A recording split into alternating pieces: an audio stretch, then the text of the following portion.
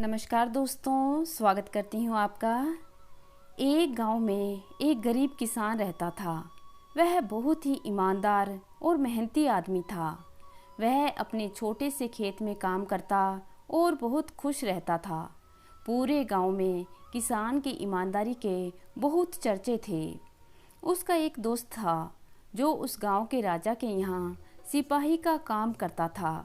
वह किसान से उसके घर रोज मिलने जाता था।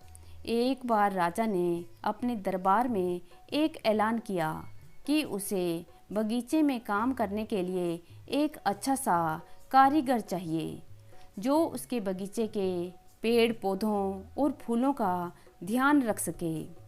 राजा का यह ऐलान सुनकर किसान के सिपाही दोस्त ने सोचा, यही मौका है किसान से मित्रता निभाने का। मैं उसे यहाँ बगीचे में काम पर लगवा दूंगा और उसका वह मेरा साथ भी हो जाएगा और किसान का भला हो जाएगा। यह सोचकर उसने राजा से कहा कि महाराज, मैं आपके लिए एक ऐसे आदमी को लेकर आऊँगा जो यह काम अच्छे से कर लेगा। तभी राजा ने उस सिपाही को आदेश दिया कि जाओ, उसे कल ही बगीचे के काम करने के लिए कह दो। उसी वक्त वो सिपाही अपने दोस्त किसान के पास पहुंच गया और उसने किसान को बगीचे के काम की सारी बात बता दी और किसान ने भी काम करने के लिए खुशी खुशी हाँ कर दिया और अगले ही दिन अपने दोस्त के साथ राजमहल में पहुंच गया।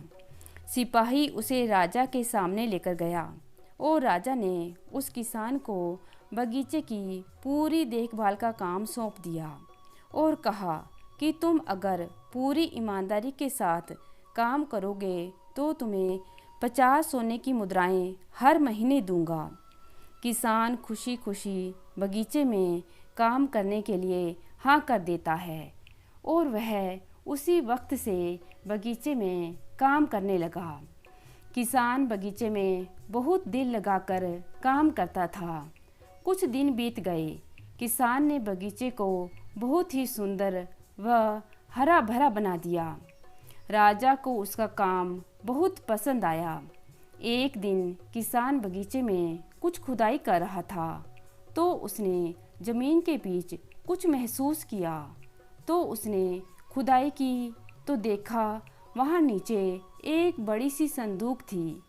किसान ने वह संदूक बाहर निकाली और खोलकर देखी तो क्या देखा, वह सोने और चांदी से भरी हुई थी। यह देखकर किसान बहुत खुश हुआ और अपनी ईमानदारी दिखाते हुए वह राजा के पास पहुंचा और राजा को सारी बात बता दी। राजा किसान की ईमानदारी देखकर बहुत खुश हुआ और उसके साथ वहां गया जहां किसान ने खजाना निकाला था। राजा ने देखा तो कहा, यह खजाना हमारे पुरखों का है। हम कई वर्षों से इसे ही खोज रहे थे। खजाना देखकर राजा ने किसान से पूछा, बोलो तुम्हें क्या इनाम चाहिए। किसान बोला, मालिक मुझे कुछ नहीं चाहिए, मेरे पास जो भी है मैं उसी में खुश हूँ। राजा उसकी इतनी अच्छी बात सुनकर खुश हो गया और उसने किसान को अपना मंत्री बनाने का फैसला किया और कहा, ये मेरा हुक्म है। तो किसान ने राजा की बात मान ली और राजा का मंत्री बन गया। तो दोस्तों, सबसे बड़ी ईमानदारी ही है जिससे गरीब किसान राजा का मंत्री बन गया। उम्मीद करती हूँ कि आज की कहानी आप पसंद करेंगे। धन्यवाद।